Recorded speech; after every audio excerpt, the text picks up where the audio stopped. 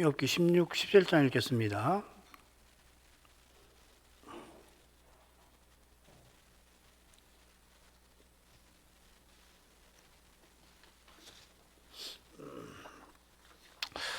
욥이 대답하여 가로되 이런 말은 내가 많이 들었나니 너희는 다 번뇌케 하는 아니 자로구나. 허망한 말이 어찌 끝이 있으랴. 네가 무엇에 격동되어 이같이 대답하는고. 나도 너희에게 말할 수 있나니 가령 너희 마음이 내 마음자리에 있다 하자. 나도 말을 지어 너희를 치며 너희를 향하여 머리를 흔들 수 있느니라. 그래도 입으로 너희를 강하게 하며 입술의 위로로 너희의 근심을 풀었으리라. 내가 말하여도 내 근심이 풀리지 아니하나니 잠잠한들 어찌 평안하랴. 이제 주께서 나를 공곡케 하시고 나의 무리를 펴게 하셨나이다. 주께서 나를 시들게 하셨으니 이는 나를 향하여 증거를 삼으심이라. 나의 파리한 모양이 일어서서 대면하여 나의 죄를 증거하나이다. 그는 진노하사 나를 찢고 곤박하시며 나를 향하여 이를 갈고 대적이 되어 뾰족한 눈으로 나를 보시고 무리들은 나를 향하여 입을 벌리며 나를 천대하여 뺨을 치며 함께 모여 나를 대적하는구나. 하나님이 나를 경건치 않은 자에게 붙이시며 악인의 손에 던지셨구나. 내가 평안하더니 그가 나를 꺾으시며 내 목을 잡아 던져 나를 부셔뜨리시며 나를 세워 관역을 삼으시고 그 살로 나를 사방으로 쏘아 인정없이 내 허리를 뚫고 내 슬개로 땅에 흘러나오게 하시는구나.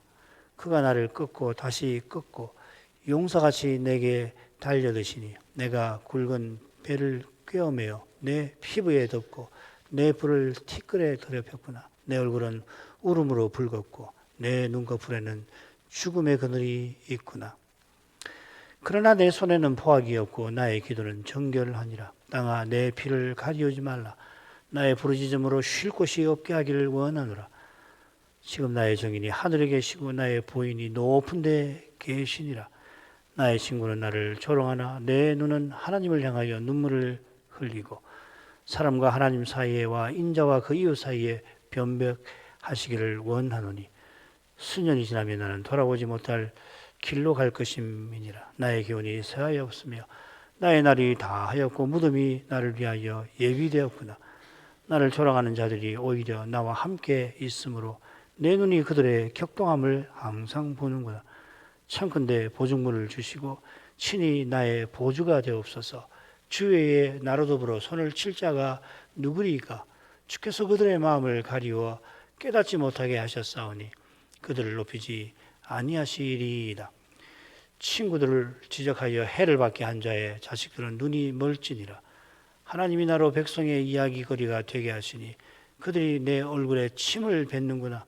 내 눈은 근심으로 하여 어두워지고 나의 온 지체는 그림자 같구나. 정직자는 이를 인하여 놀라고 무죄자는 사곡한 자를 인하여 분을 내나니 그러므로 의인은 그 길을 독실히 행하고 손이 깨끗한 자는 점점 힘을 얻느니라. 너희는 다 다시 올지니라. 내가 너희 중에서 지혜자를 찾을 수 없느니라. 나의 날이 지나갔고 내 경영 내 마음에 사모하는 바가 다 끊어졌구나. 그들은 밤으로 낮을 삼고 빛이 어두운 데에 가깝다 하는구나. 내 소망이 음부로 내 집을 삼음에 있어서 침상을 허함에 베풀고 무덤들어 너는 내 아비라 구더기들어 너는 내 어미 내 자매라 할진대 나의 소망이 어디 있으며 나의 소망을 누가 보겠느냐.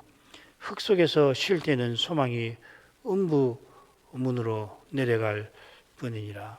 그렇습니다.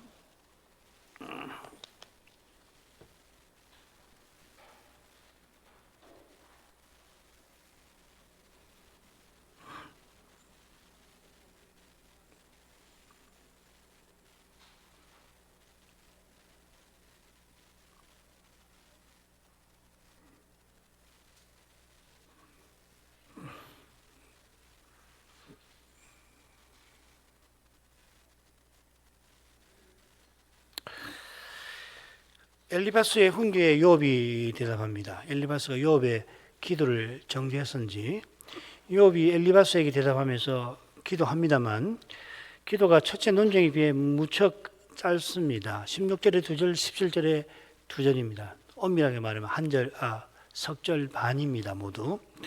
평생 하나님을 가까이 하던 욥이 하나님의 진노를 두려워하면서도 기도하고자 합니다만, 그래 친구들에게 대답하면서 자신도 모르게 너무도 자연스럽게 기도했던 겁니다만, 소발에 이어서 엘리바스도 자신의 기도를 비난하니까 이번에도 기도하다가는 그 비난이 생각나서인지 얼른 기도를 멈추는 것 같습니다.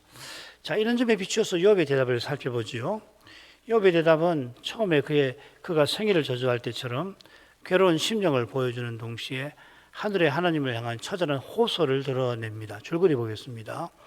1절은 16장 1절은 도입부가 되고요.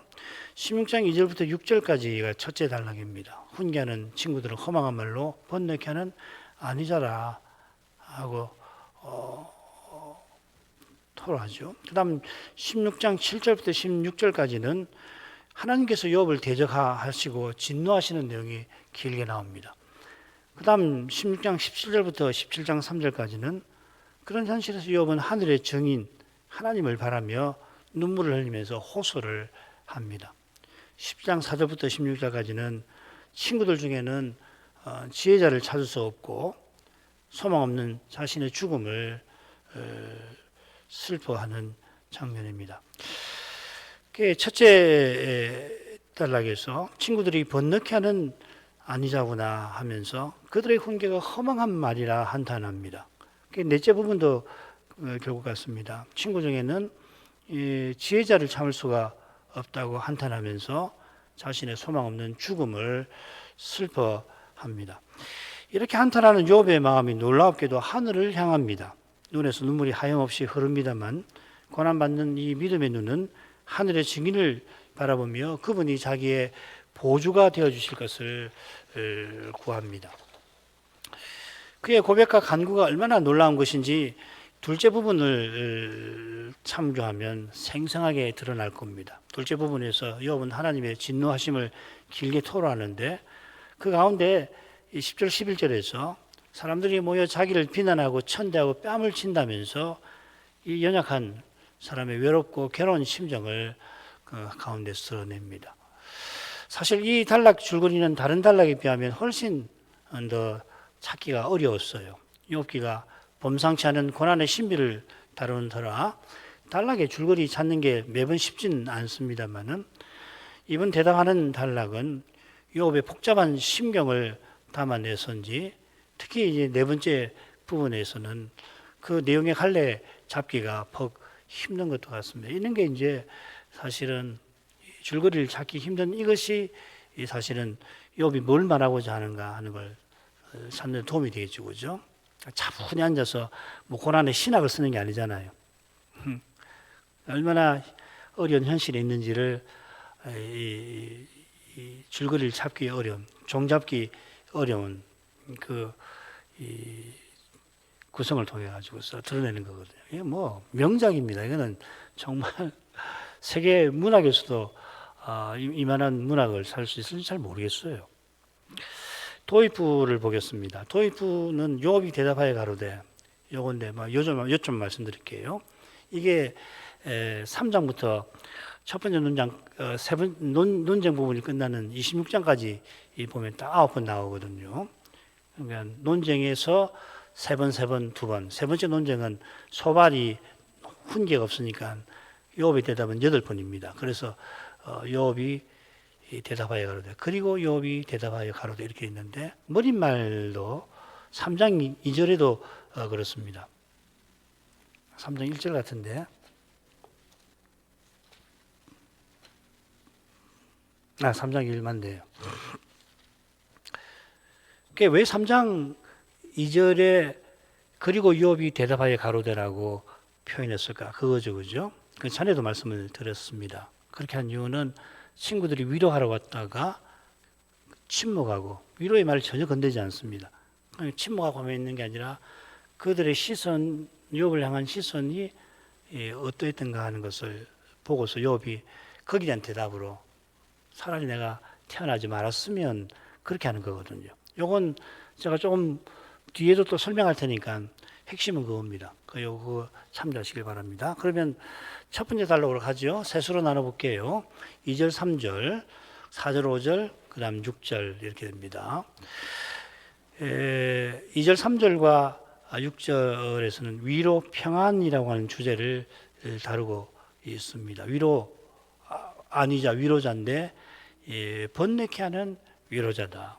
6절에서는 평안하지 못하다 뭐 그렇게 하죠.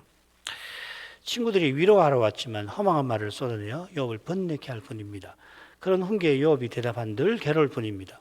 위로 대신 번뇌를 안겨주는 친구들에게 욥도 사람이라 괘씸한 마음이 듭니다. 4절에서 그걸 밝히는데 그런 그들에게 인애로 대하려는 마음을 버리지 않습니다. 그게 5절입니다.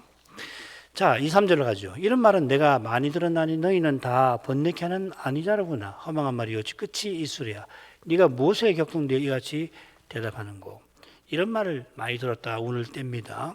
이런 말은 필시 이 엘리바스의 훈계에서 마지막 부분 말이에요. 그 절반을 차지하는 그 부분 같아요. 이 부분은 지혜자들이 그들의 열조로부터 받아 전하여온 교훈이라 그렇게 엘리바스가 소개하면서 길게도 말하죠. 이 교훈의 내용은 분명합니다. 악인은 교만하게 하나님을 대적하기 때문에 두려움을 겪고 그 다음에 패망을 맛본다 뭐 이것입니다. 엘리바스만 아니라 빌다 소발도 이런 교훈을 욥에게 퍼부었고 또 계속 그렇게 할 겁니다. 이처럼 훈계로 정죄하는 친구들을 욥은 번뇌케 하는 아니자라 부릅니다. 이 번뇌케 하는이라고 새긴 이 낱말이 아말인데 이 욥기에서 두 가지 의미를 가집니다. 불이 고난과 환난 뭐 이 두 가지 뜻인데 엘리파스가 바로 위에서 15장 35절 훈계 마지막에서 악한 생각을 베고 악인들은 악한 생각을 벤다 할 때 악한 생각이라고 번역을 해놨습니다. 불이랑 비슷하죠. 이런 의미라면 친구들은 악한 생각으로 위로하는 자들이 될 텐데 그보다는 환난을 안겨주는 위로자라고 말하는 것 같습니다. 그들이 욥을 방문한 목적이 조문과 위로입니다. 그들이 위로를 주러 왔지만 실상은 환난을 안겨줍니다. 요컨대 욥의 고난은 거듭 겪은 재앙과 물론 붙어 있습니다만 결국 그 재앙들을 들어서 친구들이 정죄하는 데 있는 겁니다. 욥이 거듭 재앙을 겪어도 여호와를 원망치 아니하고 오히려 찬송하며 순전을 지켰습니다. 그의 아내가 욥에게 악담했어도 욥은 하나님께 복을 받았은즉 재앙도 받지 않겠느냐 할 정도였습니다.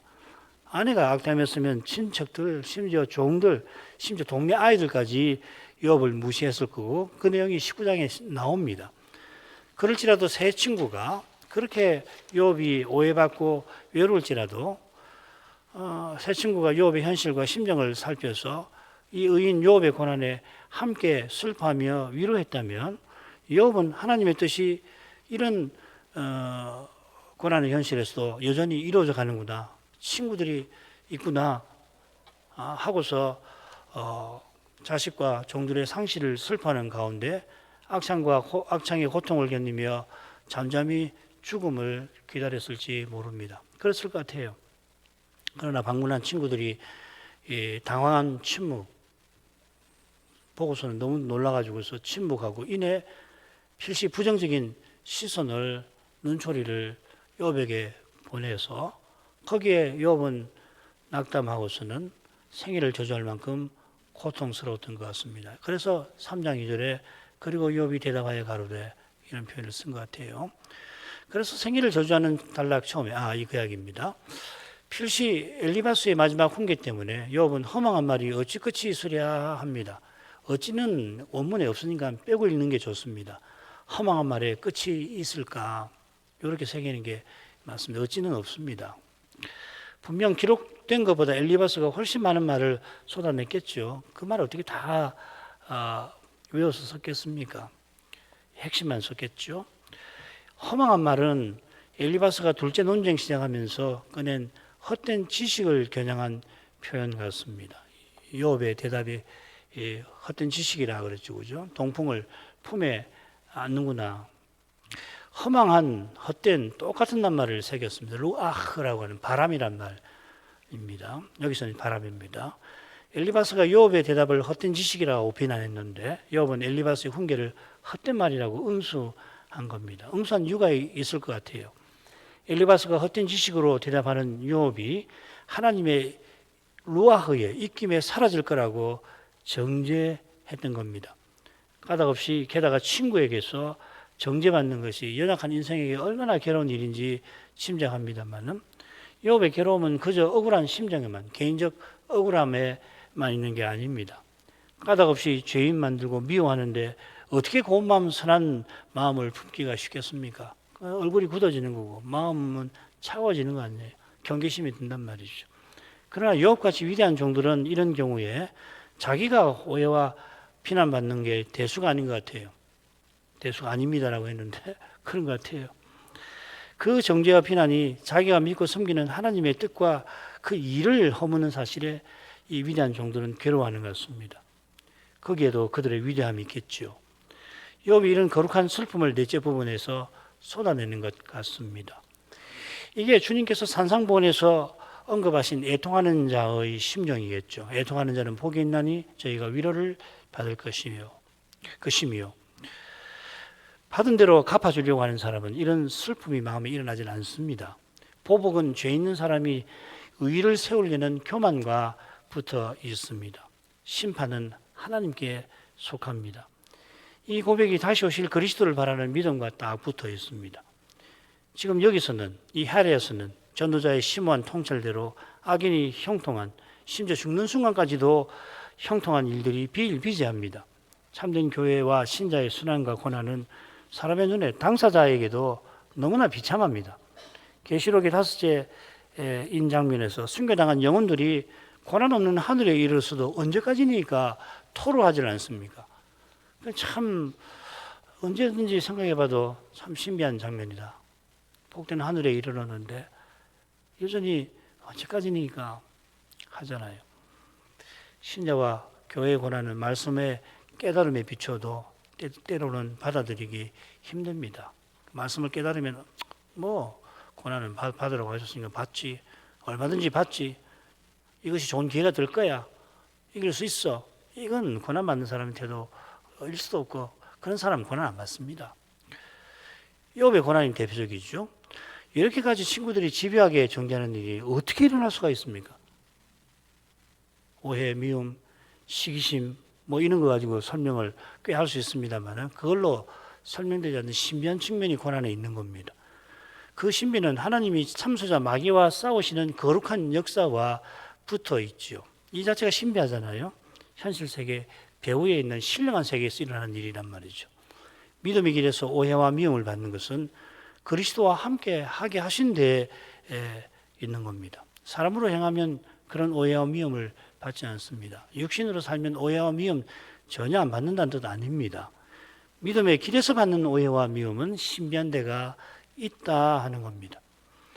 욥의 고난에서 우리가 거듭 발견하는 바입니다. 욥이 논쟁하는 게 얼른 자기가 이겨보려고 하는 것처럼 보이는지 모릅니다만은 욥이 하나님께 자기 사정을 간절히 아뢰려 할 뿐이듯이 친구들의 정죄에 일평생의 소망이 무너지는 낙심과 좌절에 맞서 견디는 겁니다. 지금까지는 그래요. 점점 욥이 이런 태도에서 좀 더 점점 후퇴할 것 같습니다. 이게 이제 나머지 둘째 논쟁에서 지금 기도에 대해서 좀 이따 말씀드리지만 기도가 없어지는 것하고도 붙어 있고요. 셋째 논쟁으로 점점 갈수록 욥은 이런 태도에서 사람이라 점점 추락하는 것 같아요. 그래서 나중에 하나님 앞에서 책망받을 때 당장 회개를 하잖아요. 그 점은 이제 이후에 지금까지는 그렇죠. 성신께서 신비한 빛을 비추어 견디도록 붙들어 주시는 겁니다. 그래서 욥은 조롱하는 친구들 앞에서 그저 하나님께 눈물을 지을 뿐입니다. 싸우려고 하지 않잖아요. 이 싸우는 사람의 태도가 아니잖아요. 하나님만 자기 심정을 헤아려 주실 수 있습니다. 4~5절 가겠습니다. 나도 너희처럼 말할 수 있나니 가령 너희 마음이 내 마음자리에 있다 하자. 나도 말을 지어 너희를 치며 너희를 향하여 머리를 흔들 수 있느니라. 그래도 입으로 너희를 강하게 하며 입술의 위로로 너희의 근심을 풀었으리라. 욥은 나도 너희처럼 하면서 친구들이 지금이라도 자기 심정 처지를 헤아려 주기를 호소하고 있습니다. 가령 너희 마음이 내 마음자리에 있다 하자 하고 욥이 말합니다. 이건 번역처럼 역지사지 정도가 아닙니다. 역지사지가 없는 건 아니에요. 여기 사용된 표현, 동해복수법 규정이 나옵니다. 그러니까 남을 해치면 그 사람의 생명을 빼앗는다 할 때 나오는 표현이 있거든요. 생명을 생명으로 라고 하는 표현이 여기 적혀 있습니다. 이걸 마음자리라고 생명이라고 번역하는 네페시라는 말인데 가끔 들어보셨죠? 네페시라는 말이 영혼도 되고 호흡도 되고 생명도 되고 심지어 목구멍도 가리키거든요. 네페시라는 말이 아주 재밌습니다. 그 표현을 썼습니다. 이 법규에 따라 누가 남의 생명을 해치면 그의 생명을 빼앗죠. 이런 내용을 고려하면 하나님께서 진노하셔서 정죄하는 친구들의 생명을 앗아가실 만큼 그들이 욥처럼 죽음의 고통에 놓이는 그런 상황을 욥이 지금 말하려고 하는 것 같습니다. 내 입장이 되어봐라는 정도가 아니고요.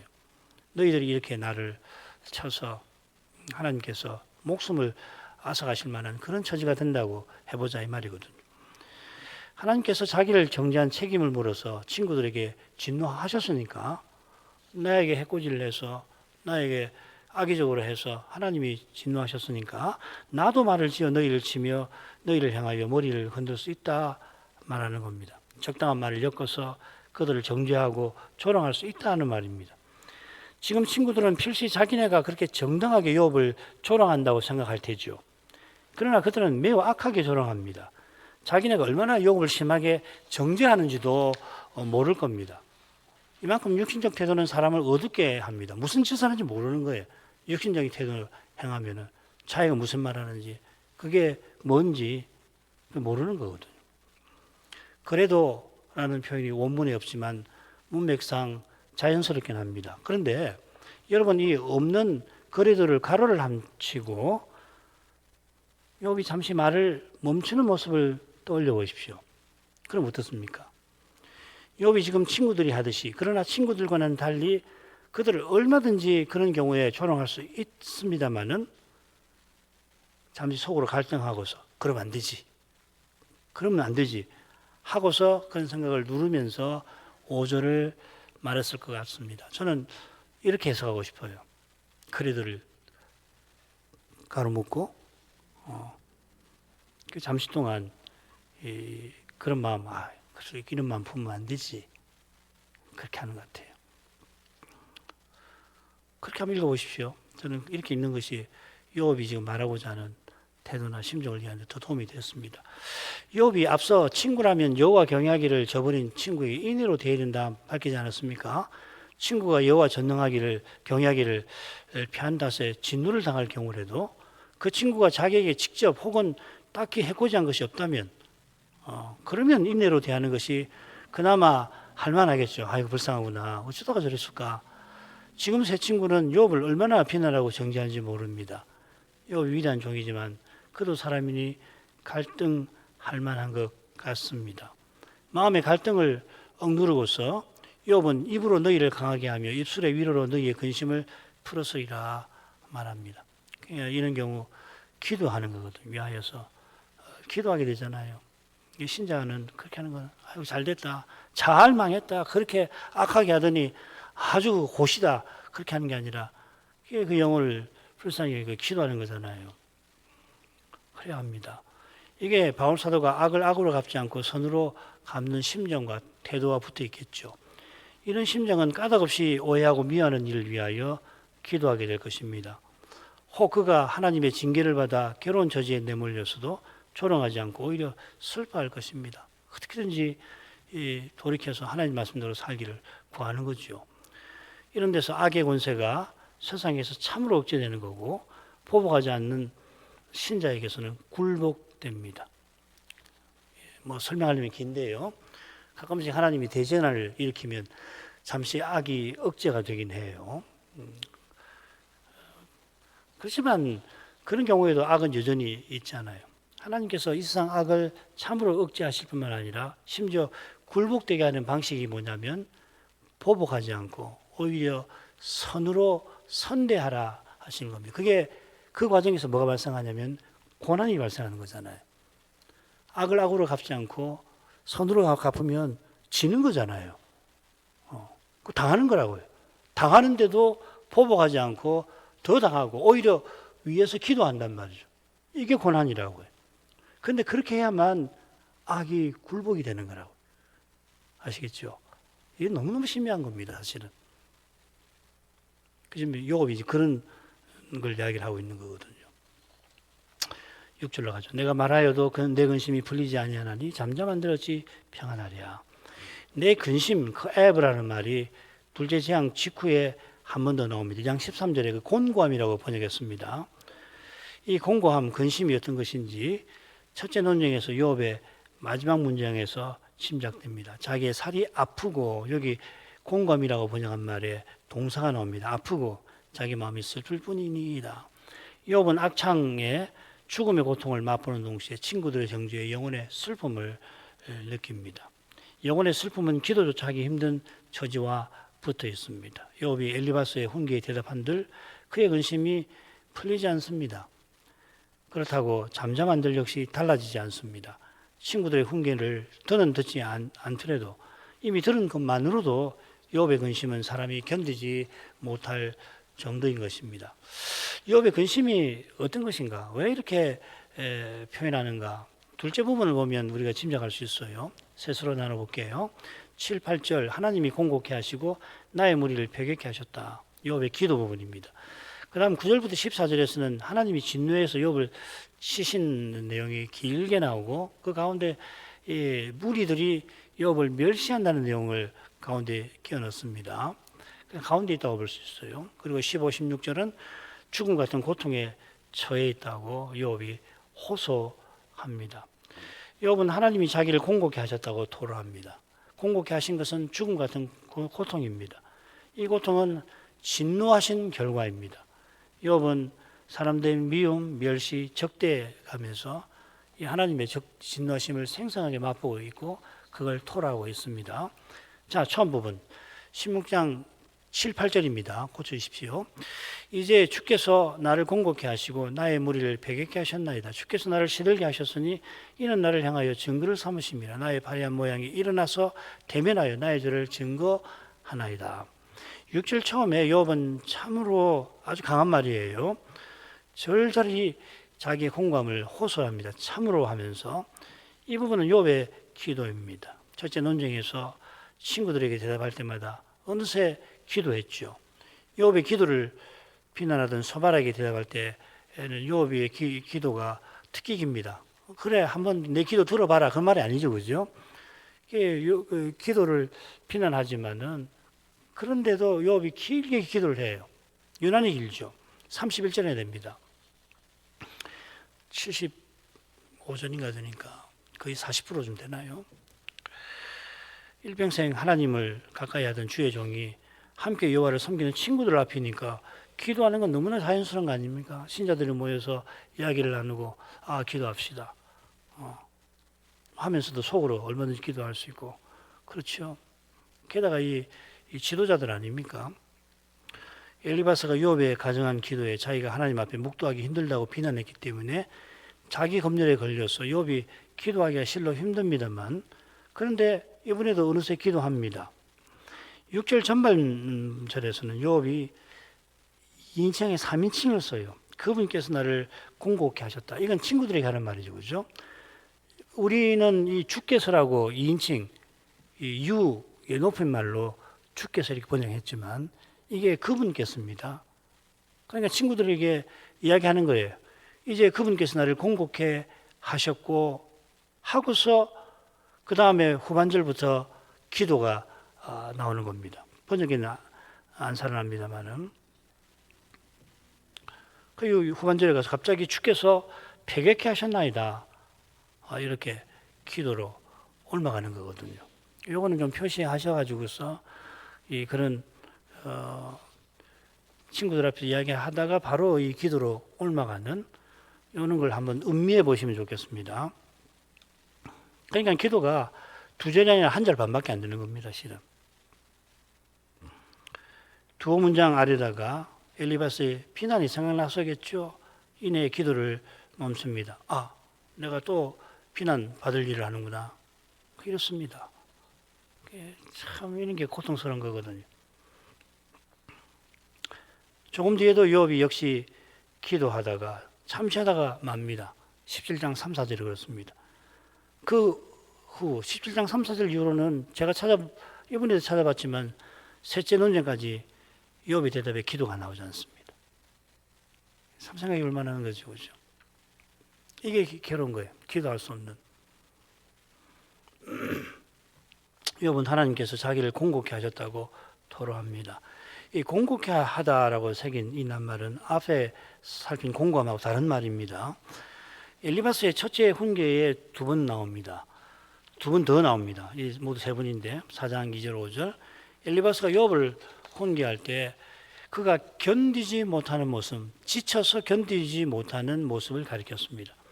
엘리바스가 예상하듯이 욥이 친구들의 훈계가 정말이지 견디기 힘듭니다만은 엘리바스가 생각하듯이 욥이 교만해서 훈계 받기 싫어하는 게 아니죠.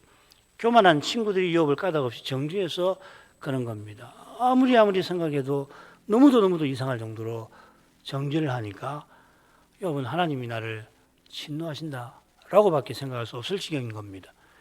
여기 공격해 한다는 것은 요컨대 견딜 수 없게 만드는 것, 완전히 이 사람이 녹초되게 만드는 걸 말합니다. 이런 점에 비춰서 나의 무리를 패격케 하신 게 무언가를 보십시다. 나의 무리라고 했는데 이건 엘리바스 훈계 마지막에 15장 34절에 사곡한 무리와 붙어 있는 것 같아요. 왜냐하면 이 무리라는 말, 이 에다라는 말인데 욥기 이 2군데밖에 안 나옵니다. 16장에 보면은 또 바로 밑에 무리가 나오죠.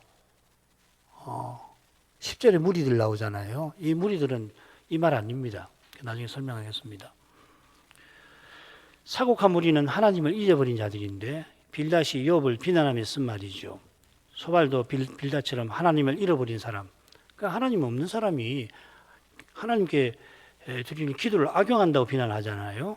그러니까 욥이 사곡한 자는 그의 앞에 이르지 못한다. 이것이 나의 구원이 되리라. 그러니까 너희들이 오해하는 것과 다르다. 내가 죽더라도 기도한다면 그게 내 구원이 된다. 이 말이죠. 이런 항변에 엘리바스가 괘씸하다 생각을 했는지 그 표현을 마음에 담아뒀다가 이제 사곡한 무리라고 하면서 욥이 뇌물받아 부유하게 살던 그의 가족과 부족을 비난하는 것 같습니다. 무슨 말이냐면 이 15장 34절에 보면 사곡한 자하고 뇌물받는 자가 함께 나오잖아요. 그죠? 지난번 강사한 그 부분 참고하시면 됩니다. 이런 비난에 깊이 상처받은 욥은 하나님께서 자기 자식들과 종들의 목숨을 앗아가셨다 토로하는 것 같습니다. 주께서 나를 시들게 하셨으니, 시들게 한다는 동사는 욥기만 나오고 욥기 이곳과 한 곳에 더 나옵니다. 낚아챈다, 움켜진다는 말입니다. 하나님이 강한 손으로 움켜쥐시면 욥이 생명의 진액이 거의 빠져버린다는 이야기죠. 그 상태를 보여주는 것이 파리한 모양일 겁니다. 이 파리한 모양이라는 건 금식에서 몸이 수척한 상태입니다. 이 시편 109편 24절인데 여기는 이제 명사가 아니라 동사입니다. 이 보면은 어떤 상태냐면 시인이 너희 하나님 어디 계시냐 하는 회방을 듣고는 곡기를 긋고 하나님을 부르는 상태거든요. 지금 욥이 딱 그런 상태입니다. 나의 파리한 상태라는 게 그런 겁니다. 시들게 하는 것이 나를 향하여 증거를 삼으심이라 토로합니다. 비슷하게 자신의 파리한 모양, 수척한 모습이 마치 사람 마냥 일어나서 대민하여 나의 죄를 증거합니다. 밝힙니다. 밑에 그 말이죠. 나를 쳐서 대답합니다. 이는 결국 하나님께서 진노하셔서 그 결과 욥이 재앙과 정죄받는 걸 표시하겠죠. 진노하시는 하나님께 욥은 이렇게 처절히 기도하고 있습니다. 그 다음 부분은요. 셋으로 나눠보겠습니다. 9절 하나님이 무섭게 진노하시는 거고요. 10절 11절은 사람들이 욥을 비난하고 천대하고 대적하는 한다는 내용이고요. 12절부터 14절은 다시 하나님이 욥을 대적하시는 내용이 나옵니다. 9절하고 12, 14절은 서로 짝을 이루고 가운데 10절, 11절은 한가운데에서 욥이 하나님의 진노하심을 어떤 방식으로 그렇게 힘들게 당하고 있나 느끼고 있나를 보여주는 거죠. 구절 가죠. 그는 진노하사 나를 찢고 군박하시며 나를 향하여 이를 갈고 대적이 되어 뾰족한 눈으로 나를 보시고, 하나님께 진노하심을 말하는 겁니다. 마치 사자처럼 욥을 찢으셨습니다. 엘리바스가 첫째 논쟁에 욥을 늙은 사자에 빗대면서 찢을 먹을 감 없다고 조롱했잖아요. 그 말입니다. 또 빌닷은 곧 욥을 분노하여, 욥을 뭐라고 그러냐면 분노하여 자신을 찢어버리는 자라고 조롱을 해요. 18장에 나옵니다. 그러니까 지금 욥이 쓴 이 하나님이 나를 찢는다는 그 말을 끌어와가지고 뭔 소리냐, 하나님이 너를 찢는 게 아니라 네가 너 스스로를 찢는 거야 하고서 이제 빌닷이 비난하는 거거든요. 이런 조롱에서 욥은 하나님의 진노하심을 느끼는 거겠죠. 이 군박이라고 하는 말이 있죠. 성경에 몇 번 나오는데 이 말은 힘든 처지에 놓인다는 말입니다. 그러니까 군박보다 핍박이 낫죠. 같은 말을 욥기 30장 21절에서는 핍박이라고 새기는데 이게 더 좋을 것 같아요. 이 표현이 어디 나오냐면 에서가 장자의 축복을 빼앗은 야곱을 미워한다. 거기 미워한다고 번역을 했습니다. 형들이 아버지 야곱이 죽으니까 요셉이 자신들을 미워할 거다 할 때에 쓴 말입니다. 그러니까 보통 미움이 아닌 거죠. 그죠? 미워서 죽이려고 하는 그런 정도의 태도입니다. 몹시 47장입니다. 27장 아니고 47장이 맞겠죠. 아니, 이 47장인 것 같아요. 아니면은 이거 확인을 해보겠습니다.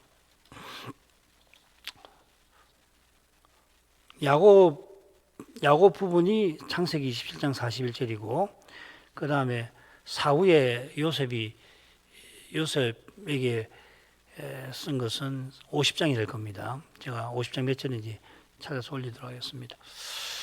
그러니까 몹시 미워해서 없이 하려고 하는 태도와 행위를 표시합니다. 이런 태도가 이를 가시는 데서, 대적이 되어 뾰족한 눈으로 보시는 데서 잘 드러납니다. 이를 간다는 것은 그 적개심이잖아요. 상대를 죽일 듯이 적게 하는 모습이죠. 그죠?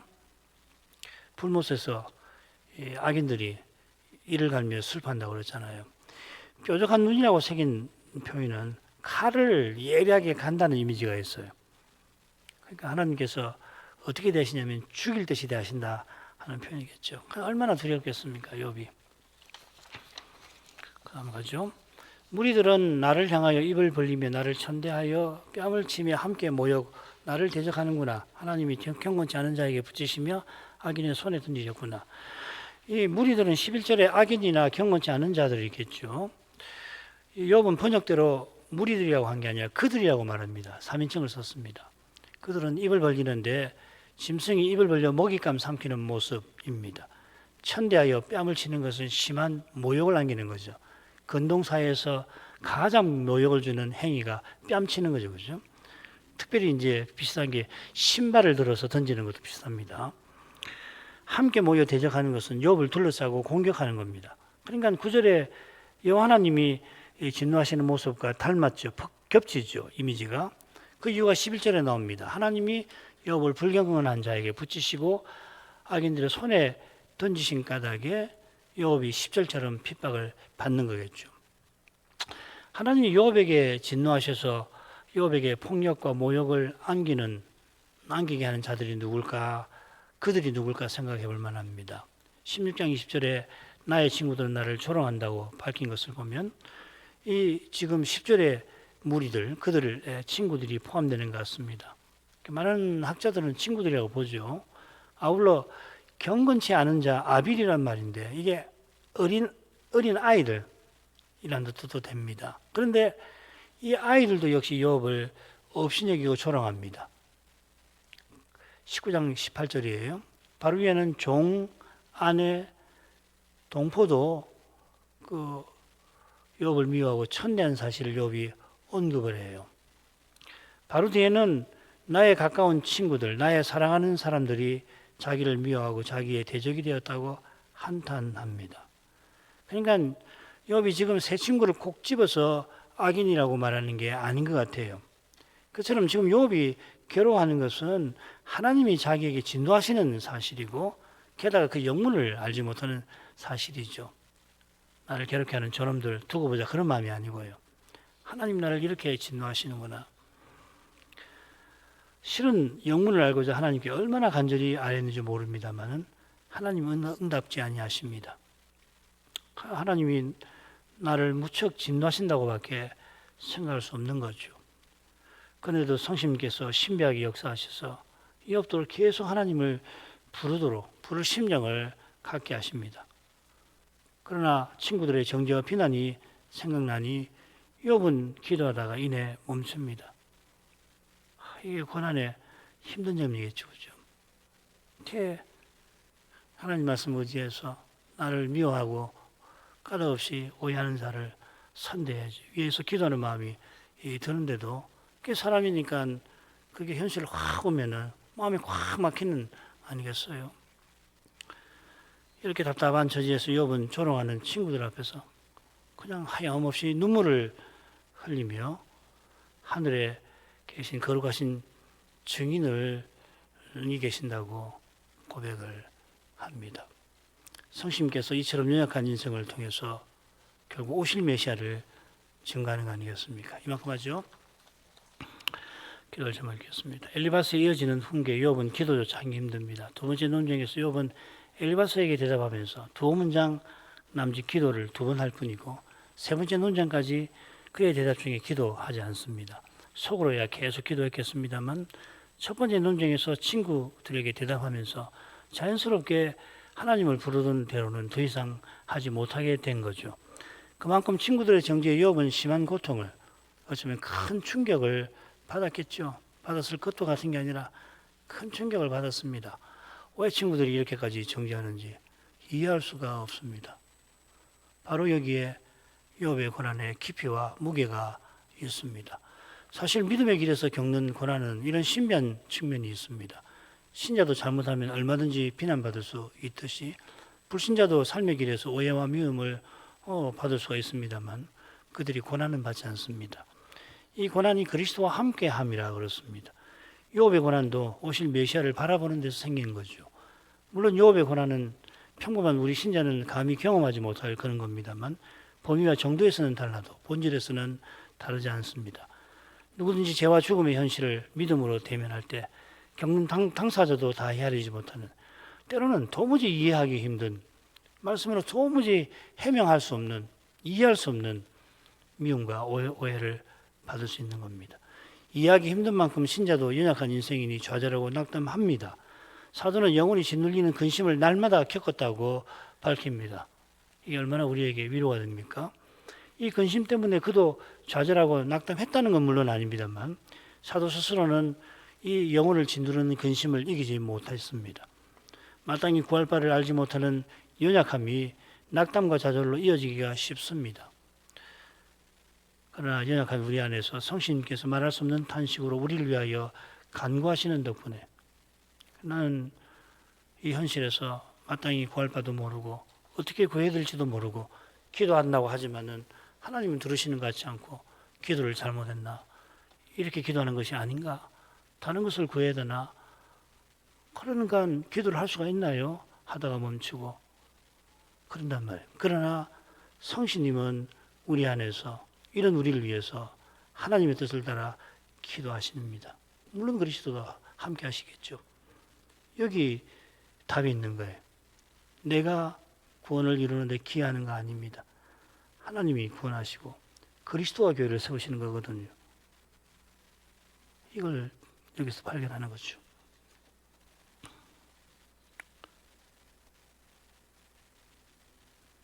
그래, 연약한 우리가 하나님의 자비를 구해야겠구나. 그리고 마음에서는 언젠가는 사도처럼 확신의 기도에 이르게 해주시기를. 빌립보서 4장 8절이죠. 아무 염려하지 말고 모든 일에 기도와 간구로 마땅히 구할 바를 감사함으로 하나님께 아뢰라. 자비를 구하는 심정이 확신에 이르는 그 길은 하나님께 다 의탁하는 데서 그 모든 염려를 맡기는 거거든요, 결국은. 그리고 적극적으로는 하나님만 가득하게 내 마음에 계시고 주께 기쁨 드리며 살게 해주십시오 하는 심정에서 그 길이 펼쳐지는 겁니다. 자, 이런 것을 위해서 기도하십시다. 기도하십시다.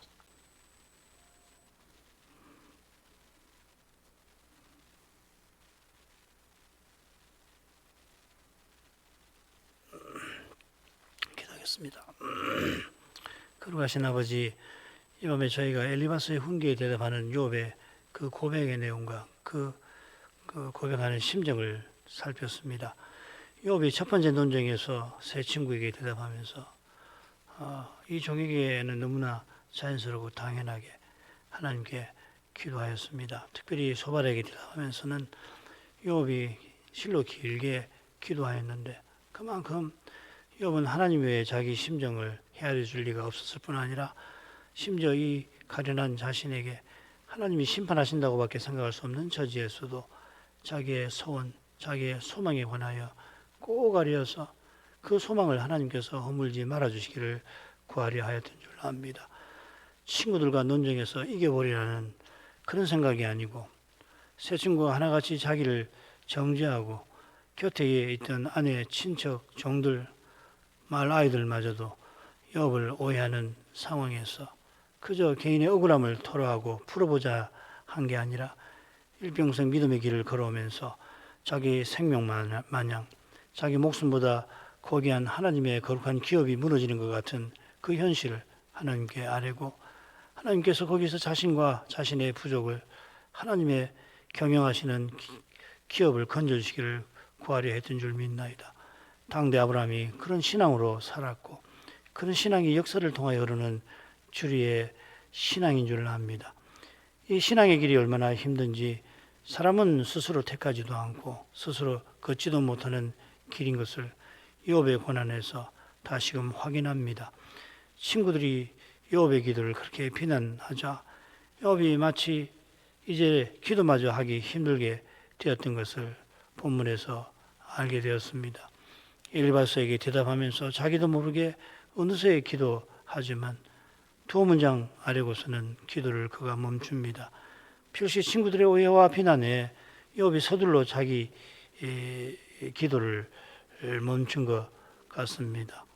시인들이 언약의 나라가 하나님 뜻이 아니라 사람의 힘과 꾀로 행하는 자들의 세상이 되어갈 때 시인들이 곡기를 끊고서 하나님께 기도하였는데 그런 시인을 그들은 조롱하면서 해방했던 역사가 생각납니다. 어떻게 이렇게까지 믿음의 길은 조롱과 미움과 오해와 적대를 받는 것인지요. 우리 안에 있는 악은 얼마나 악한 것인지요. 거룩하신 아버지, 이런 말씀과 역사 앞에서 하늘아버지의 무한 자비하심을 그저 그리고 더욱 구하게 됩니다. 우리 주님께서 십자가를 지시지 않았으면 우리의 구원이 없듯이 우리의 구원이 완성에 이르는 길에 주님의 교회가 완성되어가는 길에 주께서 우리와 함께 고난받으시는 이 거룩한 뜻을 배울수록 그 뜻은 사람의 지혜로 헤아리고 사람의 힘으로 이룰 수 있는 것이 아님을 철저히 터득하도록 하시옵나이다. 무엇인가 할 수 있겠다 생각해보는 그 생각 자체를 부인하게 하시고 그처럼 사람이 아무것도 할 수 없는 거기서 모든 것을 그 자비하신 손에 다 맡기고서 다만 주님의 인도를 구할 줄 알게 하여 주옵소서. 성심께서 욥에게 거룩한 빛을 비추어 기도하게 하신 것처럼 저희가 그런 은혜를 간절히 구합니다. 예수님 이름으로 기도합니다. 아멘.